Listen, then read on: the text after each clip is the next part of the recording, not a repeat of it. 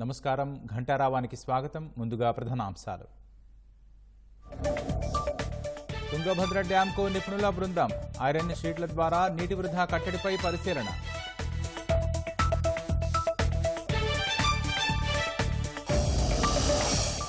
Tungabhadra dam ఘటనపై చంద్రబాబు సమీక్ష. పరివాహక ప్రజలను అప్రమత్తం చేశామన్న నిమ్మల.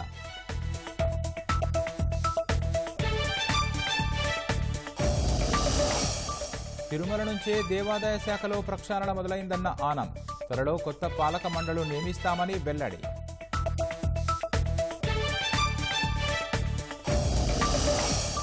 శ్రీకాకుళం జిల్లాలో శిథిలావస్థలో దివ్యాంగుల పునరావాస కేంద్రం. 5 ఏళ్లుగా నిర్వహణకు నోచుకోక ఇబ్బందులు.